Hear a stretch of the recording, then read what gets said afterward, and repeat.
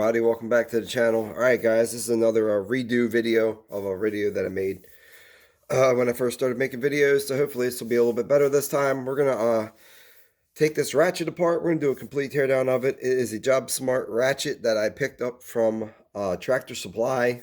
It's a 72 tooth ratchet. A lot of other companies make the same ratchet. Harbor Freight might even make the same kind of indexing head ratchet. But like I said, it has a couple different indexing positions that you can index it in. It's real useful if you're working on something and you need to get around something. You need to, make a weird angle on it. So you got that going for you. It is a quick release ratchet as well, and it has the forward and reverse switch right here. It is slightly recessed, as you can see. It's got a slight recess in there, and the grip. It's got a nice under molding. And then the over molding over top of it is it's a softer rubber. It's got plenty of grip on it, and it does have a hole for here if you want to put a lanyard through it or whatever you want to put through it there. But get this apart, also it's 3/8 drive, but to get this apart, you have this ring right here, and I don't have a spanner wrench that fits that. So I got a pair of these needle nose tweezer pliers, and they work pretty good. You can stick them right inside there and take it apart that way. And it's right-handed thread. It's not a left-handed thread, so you can just do that if you want to get it out. Like I said, you get it started, and it comes out pretty easy. And it's just, as you can see, it's just a threaded nut on that. Take this off, and looks like you got like I don't know, it's a 1/2 inch or 9/16 type of head on there on the handle. And you got the nut here. I guess this thing just how it works. Push that down in on that, or it lifts the handle up. It lifts the handle up over top of this. That's what it does. This handle, it goes up over top of it, and then it locks back down on top of it into a different position. So you got six different positions in there because it's the 6-sided nut. So really, it's pretty simple to figure out. But to get this apart, you're going to need I think this is a T8. We'll see.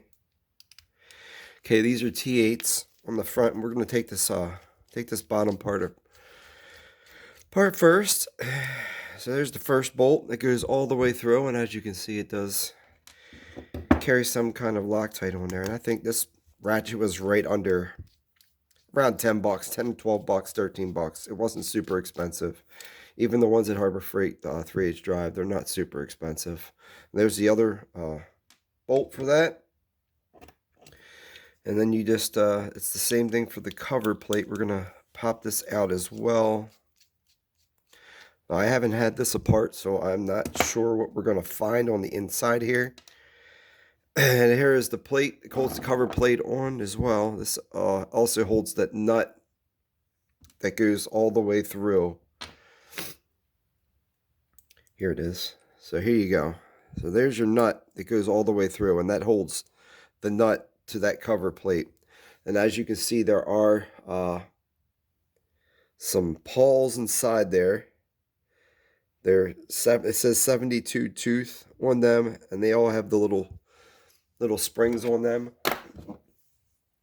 So let's see if we can get this apart. There's a spring that goes in the middle that goes up against the plate. And then here is, wow, there you go. So there's your gear that's inside there.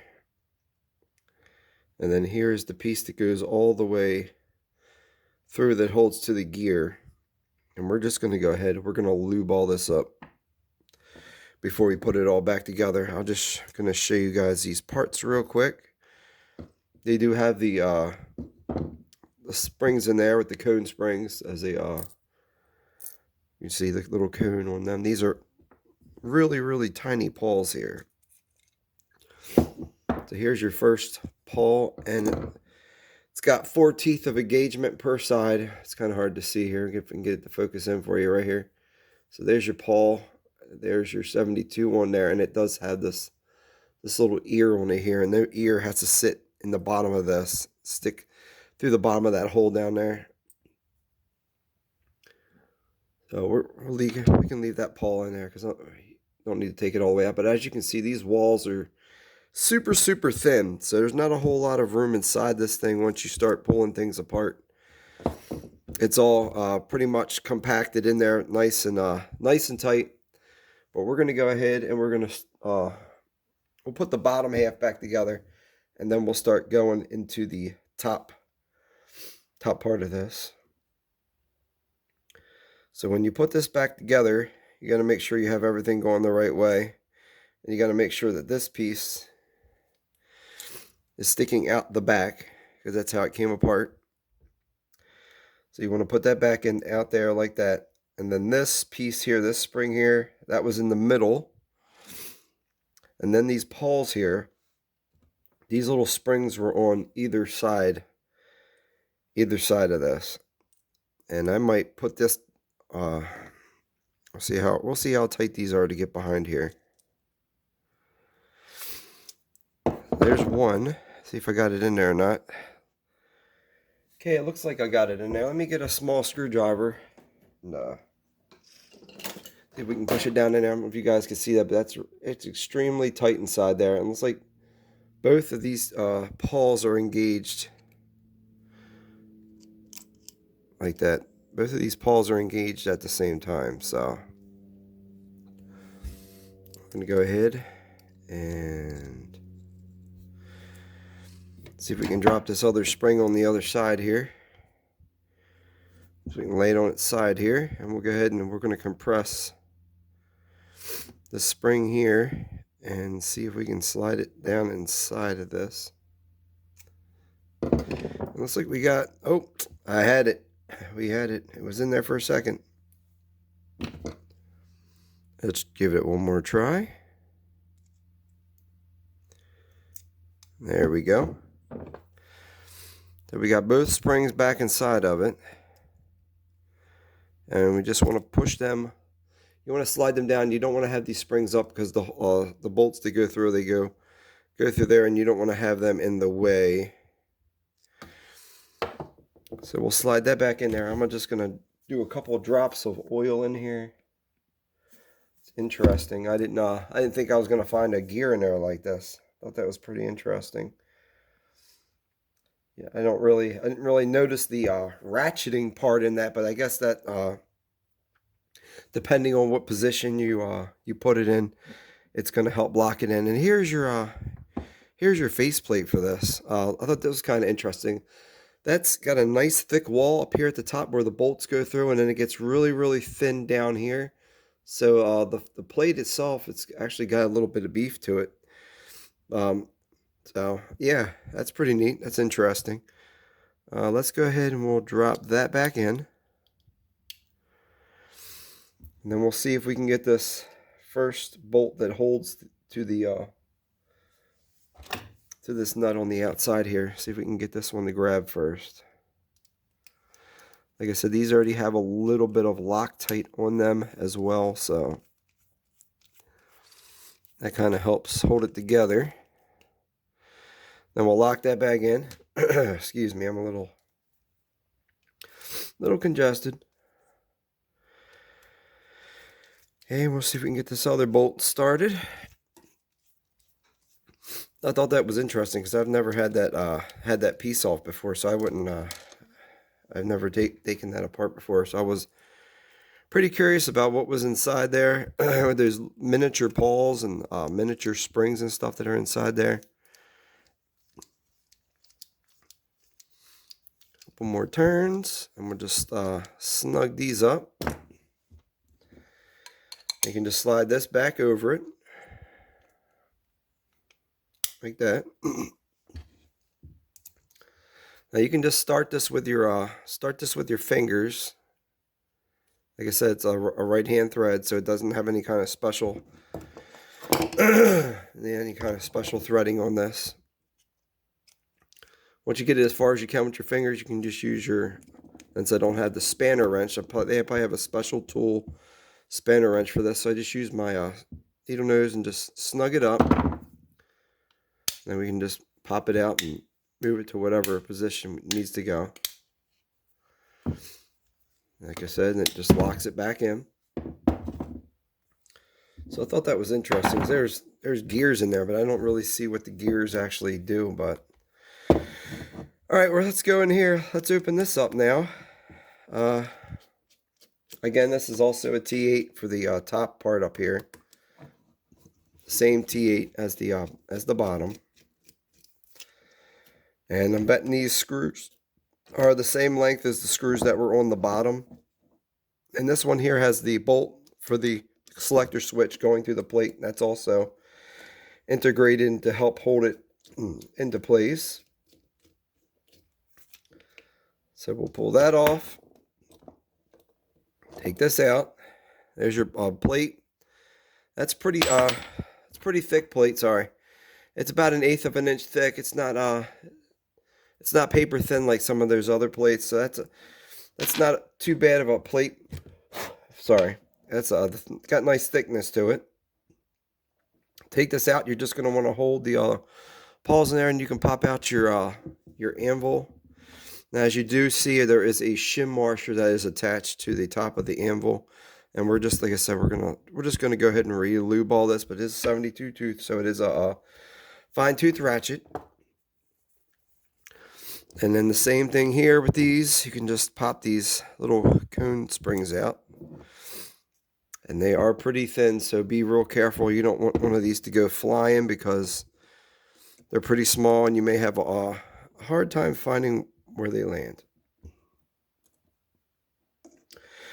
And then the switch just falls right out the back on you, and then you got your pawls here. Each paw, they got 72 tooth on it for tooth, and then J, I'm not sure, I guess that's for Jobsmart.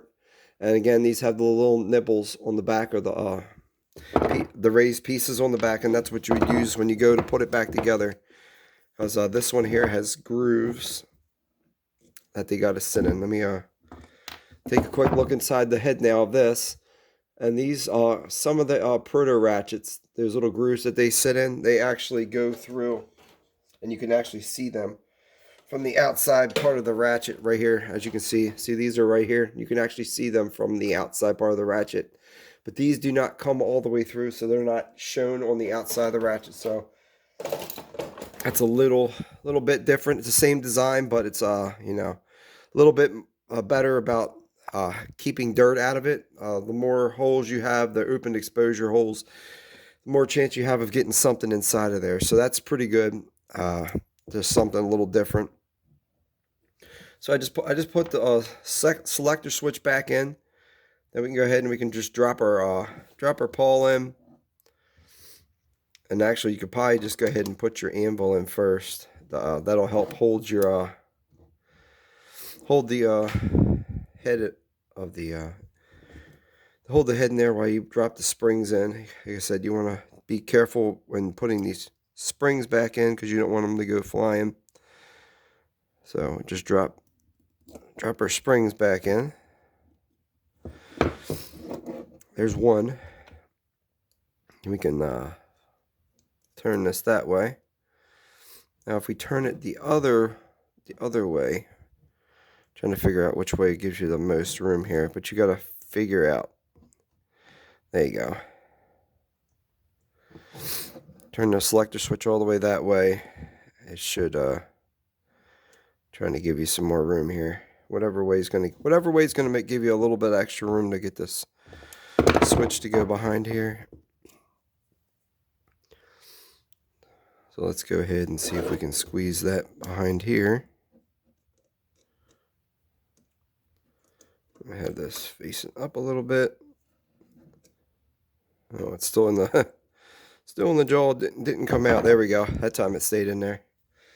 Okay, so there we go. We got both springs back down there, and like I said, these tweezer pliers from Harbor Freight, these Doyle, they come in really good, really handy. They are magnetized, so if you have a demagnetizer tool, you could probably just go ahead and demagnetize them for depending on what you're doing.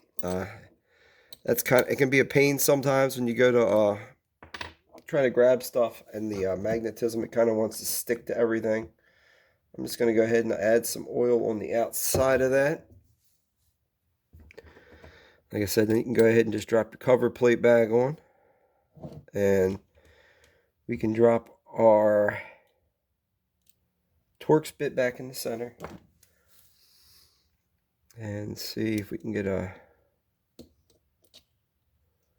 Oops. Yeah, let's do these other ones first, because I think that is a different size. I think I got lucky when I was taking it out, because maybe it wasn't all the way tight. But putting it back in, it's not doesn't feel like it might be a little bit of a smaller size. So let me just drop these two ones for the face bolts here. Drop these back in first. Let's see, now that I got them back in, and it is actually a smaller size. So these are not T8s. This one here is probably T7. Yeah, it's a T7. So it's a T7 for the actual selector switch, but all the other hardware on this is T8. So let's try the correct one now. See if we can get it to go back in. That worked pretty good. Let's check the switch out now. See what I just did right there? I just tightened that down too tight, and now the switch doesn't want to move either way. So that's the only thing when you have these ones where the selector switch goes all the way through.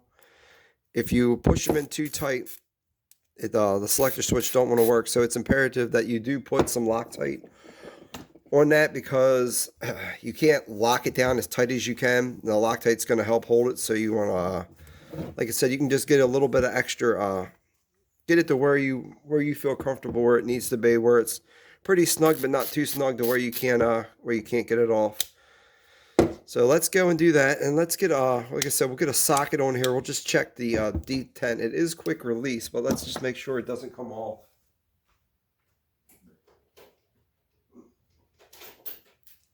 Come off the quick without hitting the quick release, because then you know you ain't got a decent ratchet. So there you go, it's on there, and it doesn't want to come off. So the detent is pretty good, and then the quick release does work fine. The ball, you know, like I said, it doesn't feel super strong, but it is it's not bad. Let's check the anvil wiggle.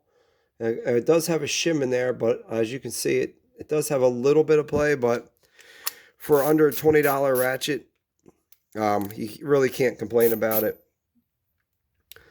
Like like I said, it is a budget ratchet, so. But anyway, guys, like I said, I just wanted to share that with you. It's a complete teardown of this ratchet. Something I've been wanting to do for a while now. But I just want to say God bless you guys. Pray that everyone's having a great day. Stay safe, and just thank you, and just have a great evening. Thank you.